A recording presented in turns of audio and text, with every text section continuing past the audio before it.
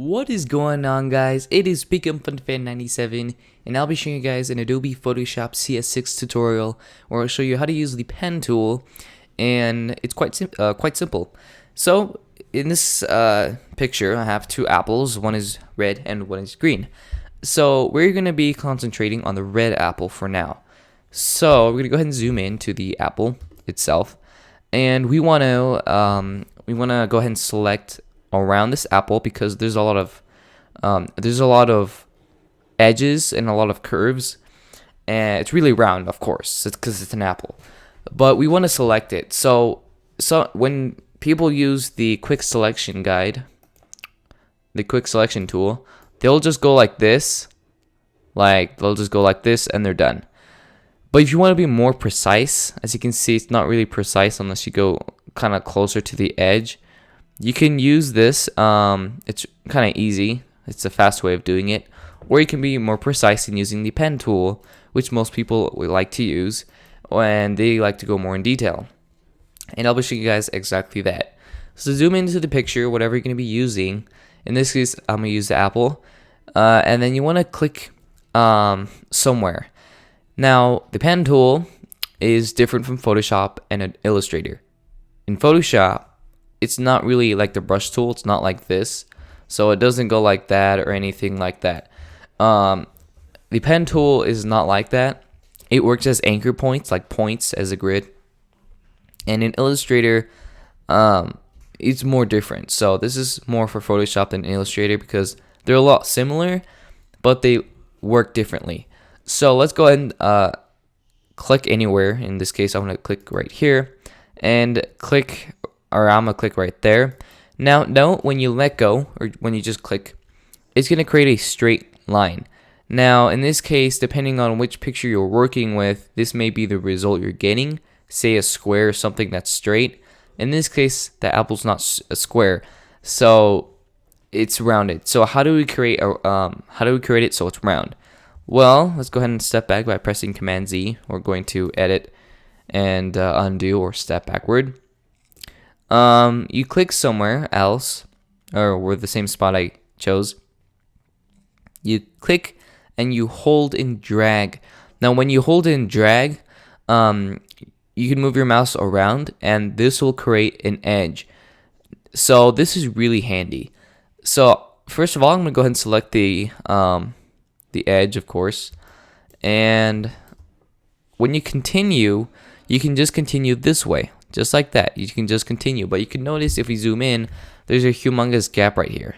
Well, it's not that big, but it's kind of annoying. So how do we remove that? Well, since there's 3 points really, there's 1, 2, and 3. Although 1 and 2 is the ones that create itself. The black square points are the ones which are the ones you clicked on. So if we were to move this, you can't just click and move it around because this will move the whole entire thing.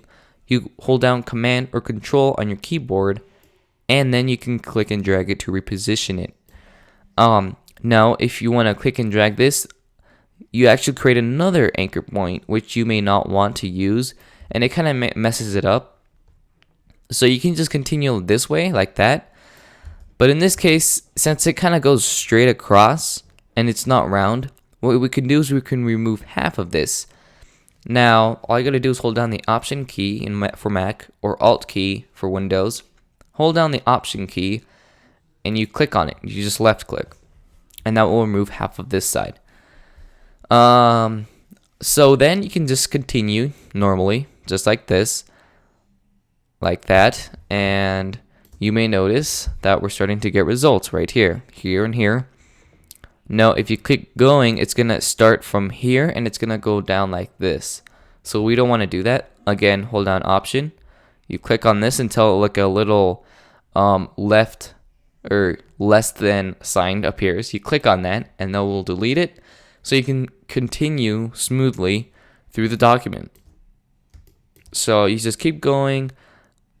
I'm going to come back and speed it up, and once I'm finished, I'll show you the result. So just keep going around it.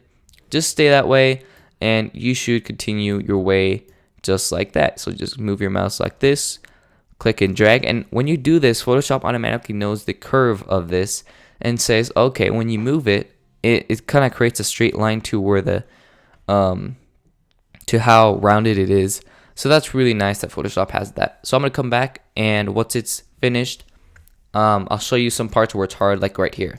So yeah, I am back. So now if you click on this, you may be getting a much harder result.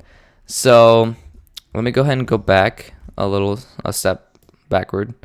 You may notice that it keeps going like this, and you can just keep going. So just keep going around. Nothing fancy here. Just click and drag, click and drag to how round you want. So then once we start getting to this edge, sometimes it goes on straight and sometimes it doesn't. So yeah, keep in mind though that the further you go, the more you have to keep turning it.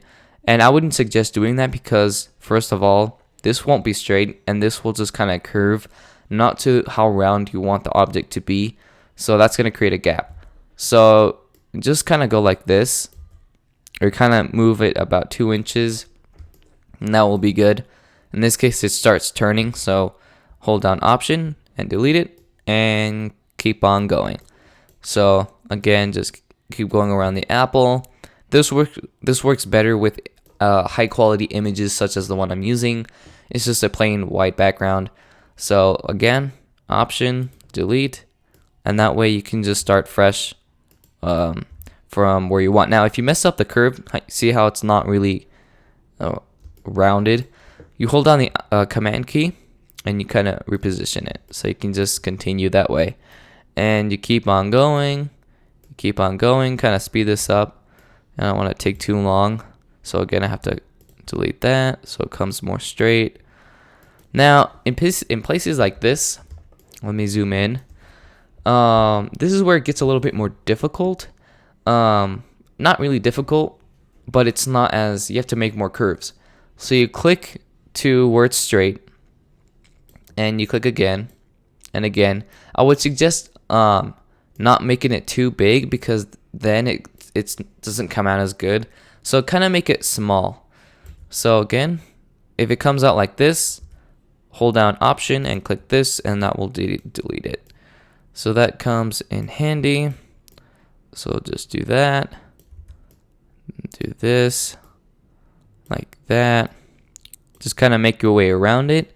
So all I'm doing is I'm clicking and dragging, like this would be up, this would be down, moving on my mouse.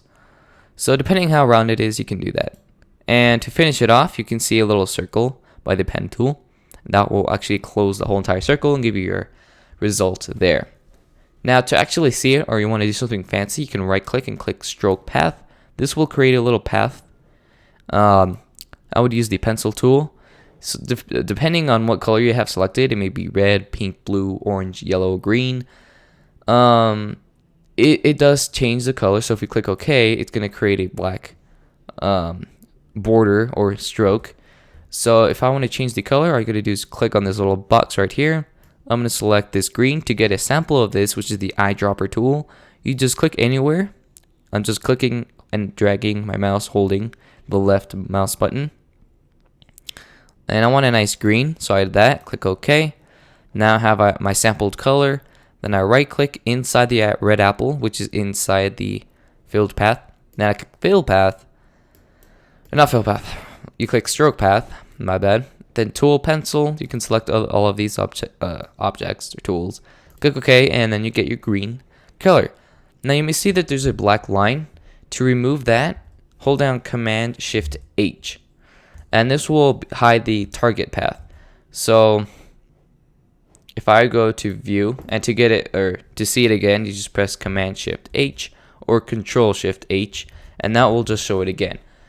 Now if you click on view, you can do this by going to view and going to show target path. That's the thing I just pressed, and it's checked right now. So Shift Command H should do the trick. So if this helped you in any way, then don't forget to leave a like in the description. That will help me out. And if you want more tutorials like this, then go ahead and comment below. And again, favorite this, share it, and I'll see you guys in my next video. Peace.